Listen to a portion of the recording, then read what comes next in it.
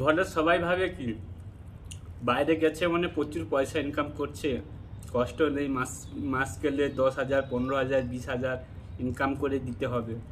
আর বাইরে যে কষ্ট, সত্যি কি বলবো কষ্ট। হ্যালো গাইস, তোমরা কেমন আছো? আশা করি তোমরা সবাই ভালো আছো আর আমিও ভালো আছি। অনেকে ঘরে থাকে মানে কাজ করতে যায় না বাইরে, অনেকে বাইরে যায় অনেকে যায় না। অনেকে যারা যায় না তারা মায়ের হাতে রান্না, বউয়ের হাতে রান্না সবাই কীরকমই খায় থালা দিয়ে।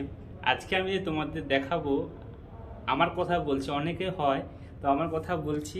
এই যে বাইরে টালি লাগাতে এসেছি, এটা লিফটের ওয়াল। তো এখন আমি ভাত খাবো, দেখছো আমাদের থালা, দেখছো আমার, এই যে আমার থালা, আর এই যে ব্যাগে খাবার নিয়ে এসেছি।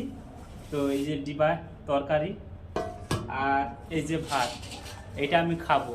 তো কতটাই কষ্ট হয় জানো, বাড়িতে থাকলে থালাতে খেতে হয়। তো এখানে থালা তো দূরের কথা, এই প্লেটে খেতে হয়, মানে এই যে টালি আছে, এই যে টালির উপর আমি খাবো।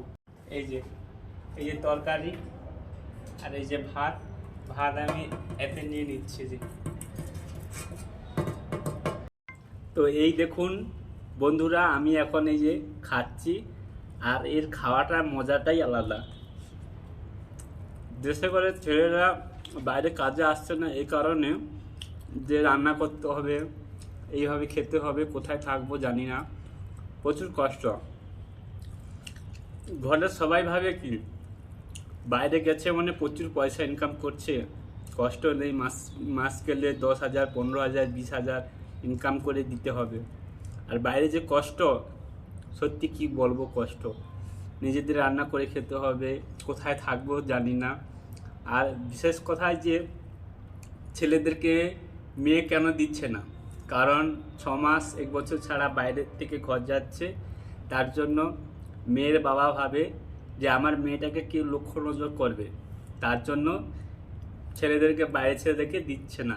চাষাবাদ করলে তাদেরকে দেবে। তো এই যে কষ্ট, বাড়িতে থাকলে মা বোন দিদি যাই হোক বউ সবাই রান্না করে দেয়, আমাদের তো রান্না করতে হয় না, কষ্টটা জানি না। তো আমরা নিজে হাতে রান্না করি, কষ্টটা বুঝি, তাই মেয়েদের কতটা কষ্ট হয়। এই ভিডিওটা যদি ভালো লাগে প্লিজ সবাইকে একটু শেয়ার করো, আর লাইক কমেন্ট করতে ভুলবেন না প্লিজ। আর